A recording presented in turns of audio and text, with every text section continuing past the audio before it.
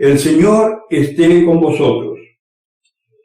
Del Evangelio de nuestro Señor Jesucristo, según San Mateo.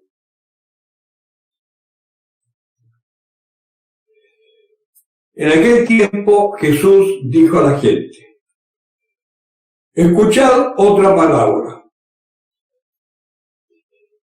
Era un propietario que plantó una viña. La rodeó de una cerca, cavó en ella un lagar y edificó una torre. La arrendó a unos labradores y se ausentó.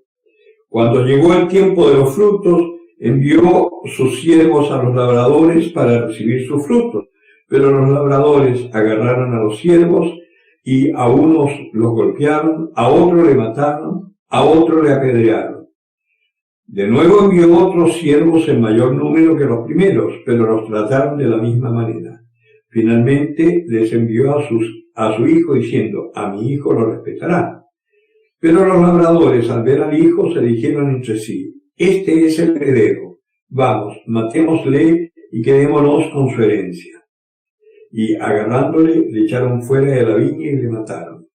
Cuando venga pues el dueño de la viña, ¿qué hará con aquellos labradores? Dícenle: a estos miserables les darán una muerte miserable y arrendará la viña a otros labradores que le paguen los frutos a su tiempo. Y Jesús les dice: ¿no habéis leído nunca en la Escritura: la piedra que los constructores desecharon en piedra angular se ha convertido? Fue el Señor quien hizo esto, y es maravilloso a nuestros ojos. Por eso os digo: se os quitará el reino de Dios para dárselo a un pueblo que rinda sus frutos. Los sumos sacerdotes y los fariseos, al oír sus palabras, comprendieron que estaba refiriéndose a ellos y trataban de detenerle, pero tuvieron miedo a la gente porque le tenían por profeta.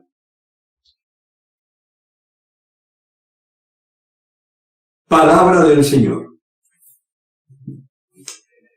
Yo no sé por qué se saltan un versículo que es importantísimo acá en el Evangelio, cuando el Señor, después de decirle que recuerden la palabra que la piedra de los constructores desecharon en piedra angular se ha convertido, que eso es un salmo que ellos, los judíos, cantaban mucho, que es el Salmo 117, ¿no?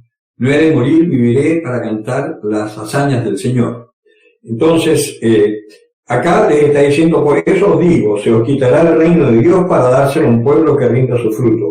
Y el que cayere sobre esta piedra se destrozará, y aquel sobre quien cayere le aplastará. Ese versículo se lo saltaron, cosa que es fundamental. Porque precisamente en estas palabras el Señor nos está hablando de la realidad de nosotros como pueblo. Hay cosas interesantísimas en estas lecturas. En el Génesis, para empezar, Israel es Jacob, ¿no? Jacob, el que luchó con el Señor, y por haber luchado con el Señor en un momento, la historia, vamos a contar un poquitito. Jacob tenía un hermano, Esaú, que era el primogénito. Y cuando, y estos eran hijos de Isaac, o sea, nietos de Abraham. Acuérdense que Abraham además había tenido a otro hijo de la esclava que ya no vivía con ellos, que era Ismael. Eso es muy importante. Pues bien, Isaac tenía estos hijos, Esaú y Jacob. Esaú era el primogénito, aunque en realidad eran gemelos, eran mellizos, porque salieron los dos juntos, tanto que Jacob nació agarrándole el talón a su hermano.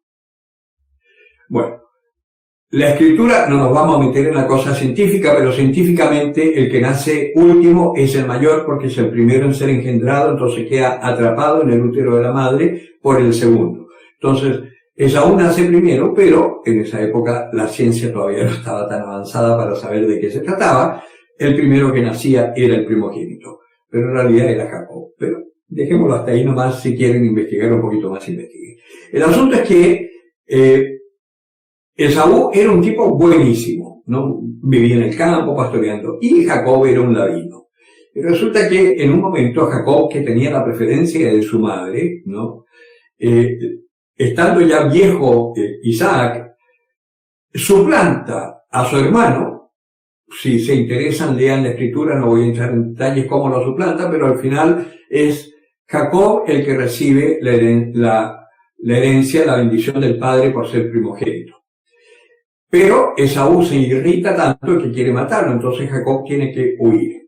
Al huir, se va a la casa de un tío, se enamora de la hija menor, pero el tío lo engaña cuando en la noche del matrimonio y lo casa con la mayor porque no podía ser que la menor se casara primero, y resulta que también él estafa a su tío, ¿no? Que además con la ayuda de Dios. Es toda una historia lindísima, así que por favor búsquenla en la escritura y léanla. El asunto es que Jacob tiene que huir también ahí porque su hermano quería matarlo y cruza, llega al vado de Yabok, cruza con su mujer y a su mujer toda su pertenencia y él se queda solo. Y esa noche tiene una lucha con un ángel. Pero cuando ya va a amanecer, él se da cuenta que ese ángel en realidad es Dios y lo agarra y no lo suelta. Y el ángel le dice, suéltame, que ya llega la aurora. Y le dice, no te soltaré si no me bendices. Entonces el ángel le golpea en el fémur, lo deja cojo, ¿no? Y le dice, ya no te llamarás más Jacob, te llamarás Israel porque eres fuerte con Dios, que eso es lo que significa Israel, fuerte con Dios. Pues bien, acá vemos que Israel tiene 12 hijos y el menor es el hijo de aquella que él amaba, que lo tuvo en su vejez. Y resulta que José entonces como lo ha nacido en la vejez, por supuesto, era el hijo más querido y toda la cosa, y no es el hijo de la que amaba, el hijo de la que amaba era Benjamín, perdón, ahí me enredé yo. Pero entonces José, que era el menor de sus hermanos, de la mayor, ¿no? de la esposa mayor de Israel, va donde su hermano y sus hermanos que le tienen envidia porque tenía un don, que él tenía sueños que eran presagios, que eran profecías, y los hermanos le tenían un celo feroz. Y fíjense, ¿a quiénes se los venden? A los ismaelitas, es decir, a los descendientes de Ismael. Es decir, se lo vende, por así decir, a sus primos. A los descendientes de Ismael, hermano de Israel, de Jacob. Pues bien, llega a Egipto, lo venden y él queda como esclavo por así decir, el gran visir del faraón, Putifar. José, dice la escritura, que era un tipo guapo, buena apariencia, además un hombre casto, muy, muy celoso de su fe.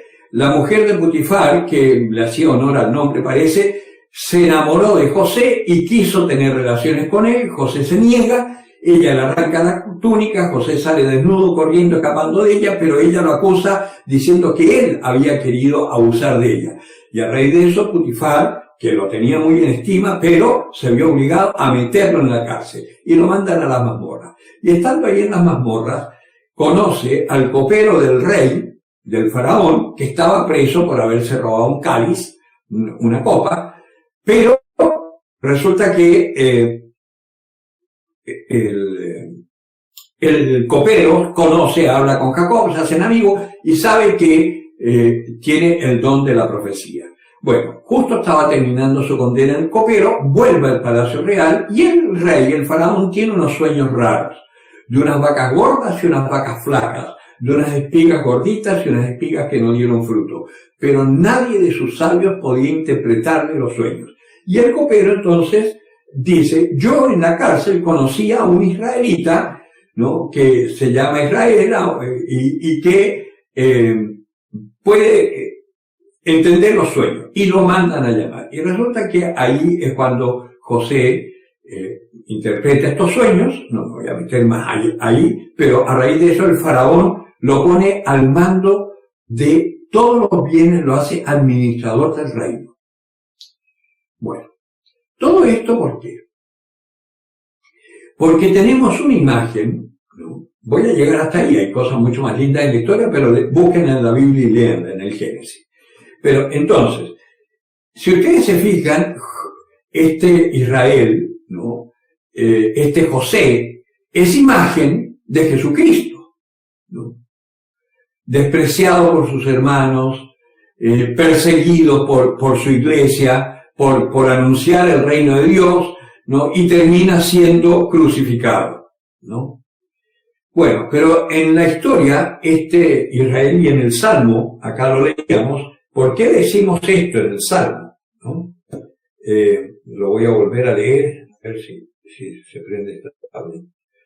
Dice, llamó al hambre sobre aquella tierra, cortando el sustento del pan. Por delante había enviado un hombre, a José, vendido como esclavo.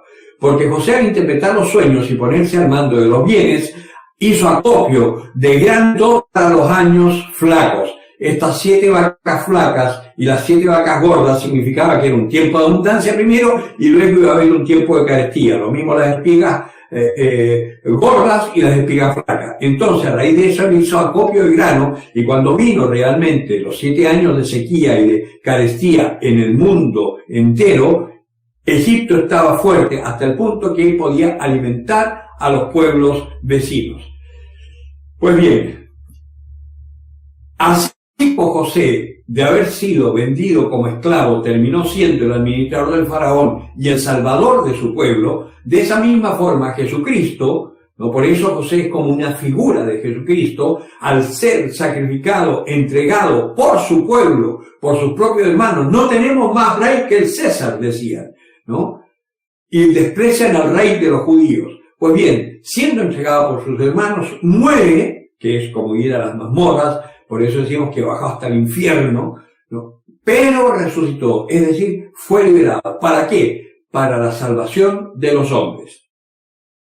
Y por eso nosotros nos podemos alegrar, y en este tiempo de Cuaresma nos preparamos, viendo nuestro mal, viendo todas las traiciones que hemos hecho, cómo hemos matado a nuestros hermanos con nuestros pensamientos, cómo estamos llenos de juicio, cómo no podemos perdonar al que nos hizo daño, etcétera.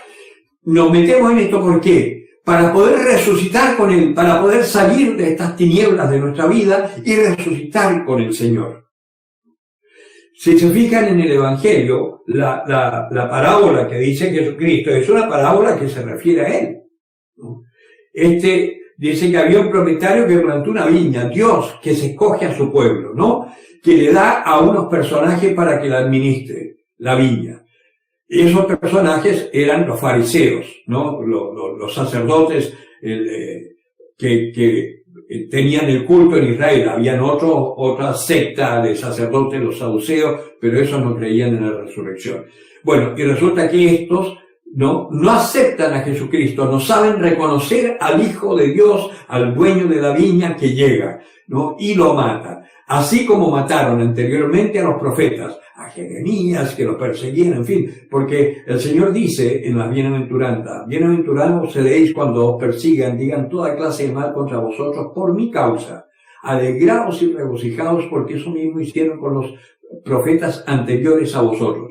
Y eso es lo que hizo el pueblo. Y si ustedes se fijan, hoy también, cualquiera que quiera hablar un poco del demonio, que quiera hablar de esta libertad para que el pueblo de Dios se atreva a vivir conforme a la voluntad, la misma jerarquía de la iglesia está encerrada, callada y ocultada, ¿no?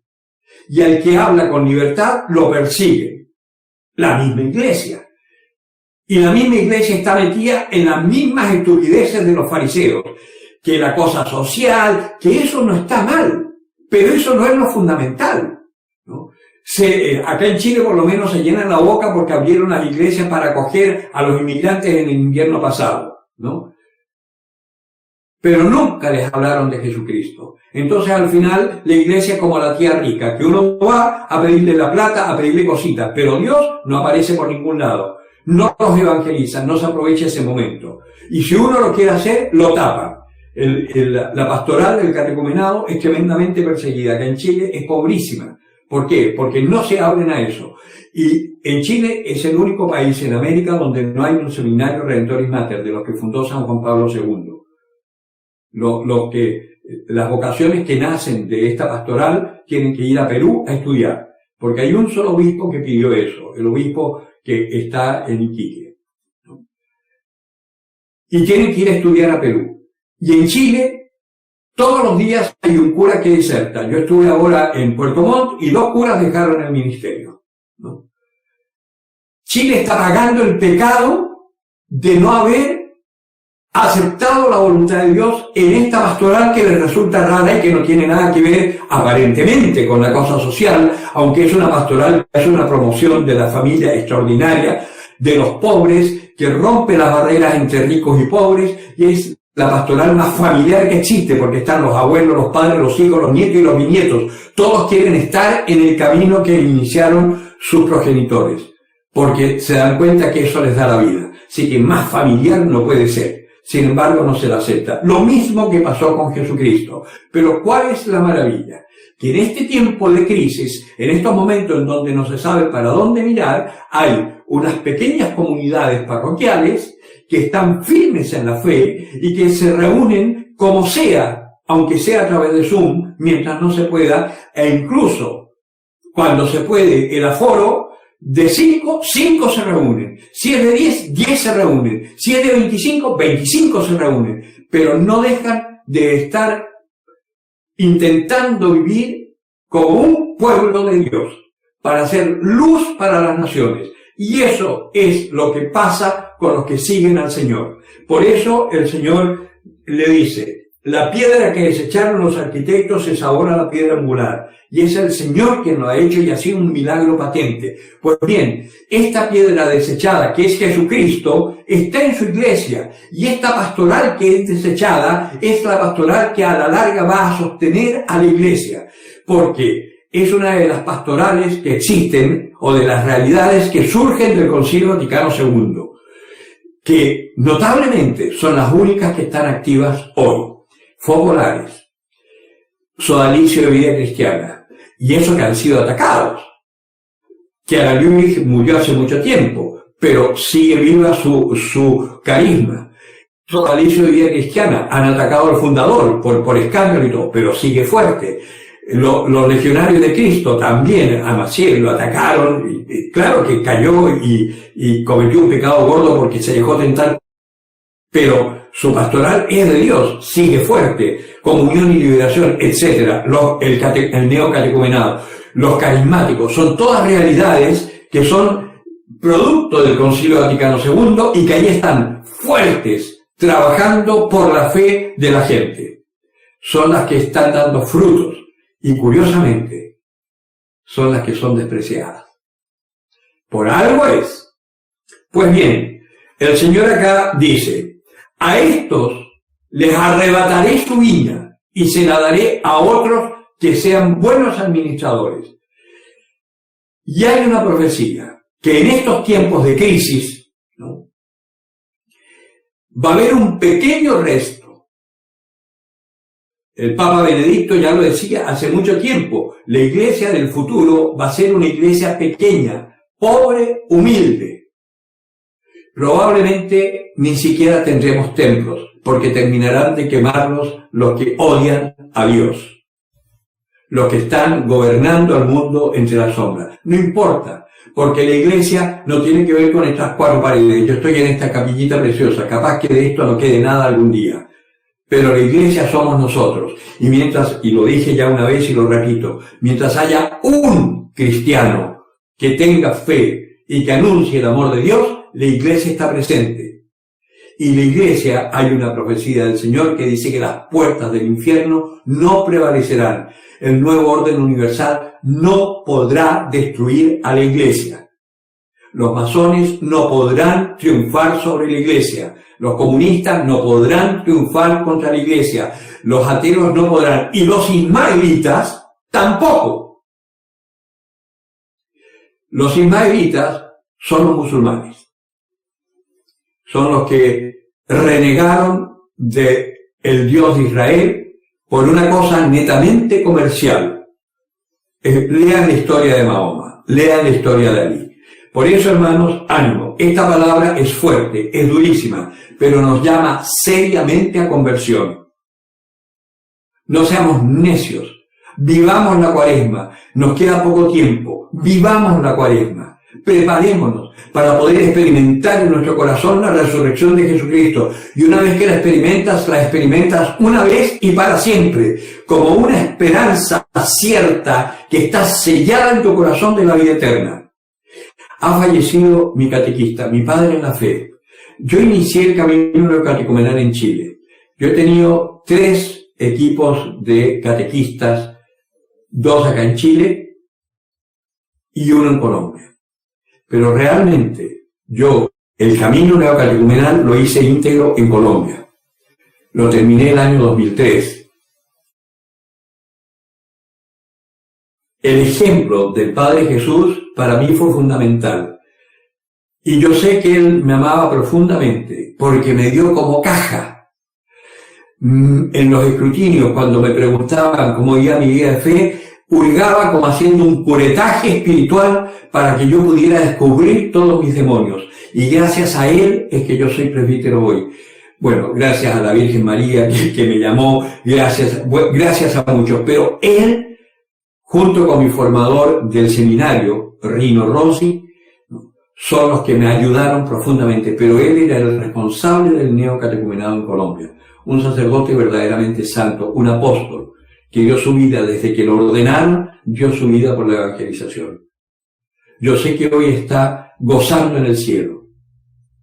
Pues bien, si nosotros hacemos eso de entregar nuestra vida a Dios, cuando llegue el momento de partir, no importa cómo partamos, porque incluso hasta el sufrimiento y la agonía es causa de salvación para los que no conocen al Señor. Si tú ofreces tu sufrimiento como Cristo, perdónale, Señor, que no saben lo que hacen. Y con su muerte y su resurrección, nosotros obtuvimos la resurrección.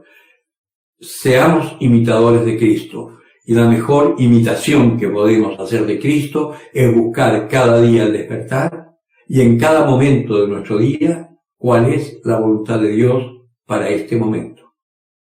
Jesucristo no hacía nada sin consultarlo primero con su Padre. Eso es lo que nos corresponde. El que tenga oídos para oír, que oiga.